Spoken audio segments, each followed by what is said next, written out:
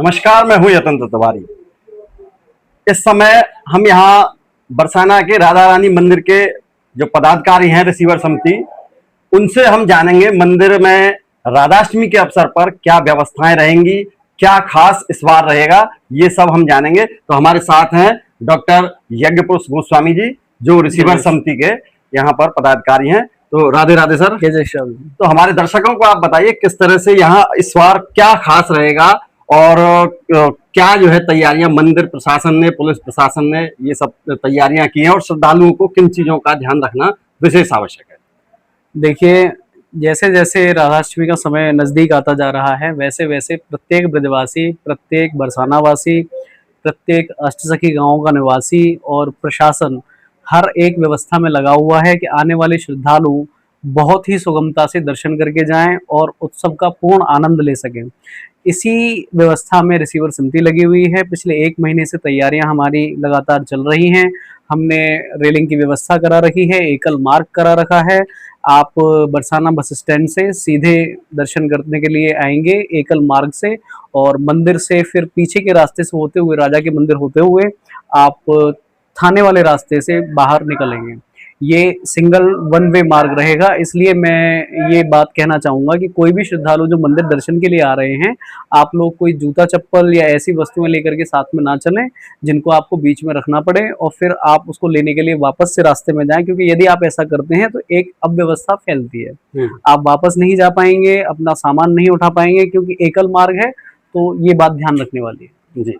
तो इस बार क्या खास रहेगा राधाष्टमी जन्मोत्सव के अवसर पर? देखिए, अभी तक हमारा जो गोस्वामी परिकर है वो लाइव के लिए सहमत नहीं हो पा रहे थे, लेकिन इस बार जिलाधिकारी महोदय के अनुग्रह पर गोस्वामी परिकर भी सहमत हुआ है, सेवायत भी सहमत हुए हैं, और इस बार 30 तारीख 31 तारीख पूरे दिन लाइव चलता रहेगा। तो जो श्रद्धालु बरसाना नहीं आ पा रहे हैं, आने में असमर्थ हैं, जो बुजुर्ग हैं, जो किसी बीमारी के कारणवश नहीं आ पा रहे हैं, तो आप यूट्यूब चैनल है मंदिर श्री लाडली जी महाराज, आप उससे लाइव दर्शन कर सकते हैं और भीड़ में आने से बच सकते हैं। तो इस समय जो है काफी भीड़ दूर दराज से आई हुई है, आ रही है और आएगी आगे भी। जी। तो उसको मंदिर प्रशासन किस तरह से कंट्रोल करेगा, ये भी हमारे दर्शकों को बताइए। और आपने बताया खास बात यह है कि आप जूता चप्पल पहन करके मंदिर ना आए, असुविधा आपको होगी। और तो और क्या उनको ध्यान रखना है? देखिए, ऐसा है, प्रशासन ने आपका हमारे बरसाना के बस स्टैंड से पूरे मंदिर के रास्ते को जोन्स में डिवाइड किया है और उन जोन्स में ही उन्होंने होल्डिंग एरियाज बनाए हैं। तो चूंकि लोग आपस में दबाव ना बने, भीड़ ना बने, ऐसे व्यवस्था ना हो कि लोग एक दूसरे से भिड़ रहे हों या कोई दुर्घटना होने की संभावना बने, इस वजह से उन्होंने होल्डिंग एरियाज बनाए हुए हैं। उन होल्डिंग एरियाज में भीड़ को रोक रोक के 200 की संख्या में, 500 की संख्या में, जहां बड़े होल्डिंग एरियाज हैं वहां बड़ी कैपेसिटी में लोगों को रोकेंगे, जहां छोटे होल्डिंग एरियाज हैं वहां छोटी कैपेसिटी में रोकेंगे, और ऐसा करके हम धीरे धीरे करके लोगों को ऊपर लेकर के आएंगे। जैसे ही आगे वाला होल्डिंग एरिया खाली होगा, पीछे वाले होल्डिंग एरिया से पब्लिक निकाल दी जाएगी। तो इस प्रक्रिया से हम आराम से दर्शन कर सकते हैं। तो कल से जैसे राधाष्टमी का वो चल जाएगा त्योहार अपना, तो क्या क्या प्रोग्राम मंदिर में परंपरागत जो आयोजन होते हैं वो क्या क्या होंगे और कुछ अलग जो है वो क्या होगा, ये भी हमारे दर्शकों को बताइए। देखिए, आयोजन तो लगातार ब्रज में चलते ही रहते हैं। जैसे ही भगवान श्री कृष्ण का जन्मोत्सव होता है, उसके बाद में लगातार ब्रज में आयोजन चलते रहते हैं। आज भी श्री किशोरी जी की सखी ललिता जी का जन्मदिन है, तो आज वह भी मनाया गया है। बलदेव छठ भी मनाई गई है ब्रज में, जो जहाँ दाऊ दादा के मंदिर हैं वहाँ बलदेव छठ का आयोजन हुआ है। हमारे यहाँ ललिता सखी का जन्माभिषेक हुआ, वहाँ दर्शन भी हुए यहाँ। अब कल जो है प्रक्रिया, वह नंद बाबा का जो पूरा परिकर है वो यहाँ श्री महल में बधाई गायन के लिए आएंगे। मतलब नंदगांव से लोग बधाई देने के बाबा लिए, का, कीर्ति मैया और ब्रजवान जी को तो बधाई देने आएंगे, बधाई देने के लिए आएंगे। तो बधाई गायन का यह प्रक्रिया शुरू होगा और बधाई उत्सव होगा, चलो वृषभान गोप के द्वार, और ऐसे पद गायन आज से वो जो उस समय की स्थिति थी उसको पूरा जीवित किया जाएगा। तो बड़े के माध्यम से पूरा सचित्र वर्णन किया जाएगा। बहुत ही आनंददायक शब्दावली है उसकी, यदि आप सुनेंगे तो हृदय द्रवित हो जाता है जी। उसके बाद फिर क्या कार्यक्रम होगा? उसके बाद फिर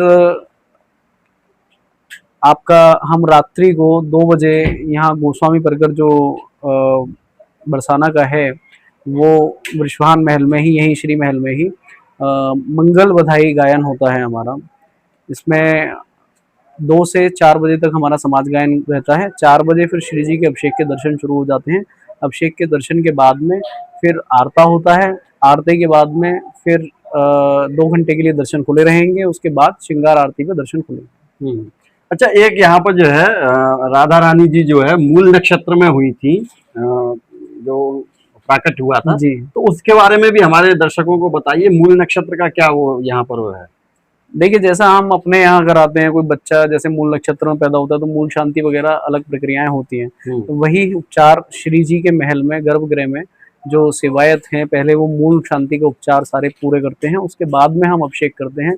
मूल नक्षत्र की शांति के लिए कई वस्तुएं आती हैं, जैसे उदाहरण के तौर पर 27 कुओं का जल आता है, 27 वृक्षों के पत्ते आते हैं, 27 जगह की मिट्टी, 27 जगह की मिट्टी आती है। तो इन सबसे और सहस्त्र धारा से बाद में उन कुओं से जल से अभिषेक किया जाता है। अच्छा, तो ये मूल शांति की जो प्रक्रिया होती है वो पूर्ण करके फिर बाद में अभिषेक के लिए दर्शन बाहर होते हैं।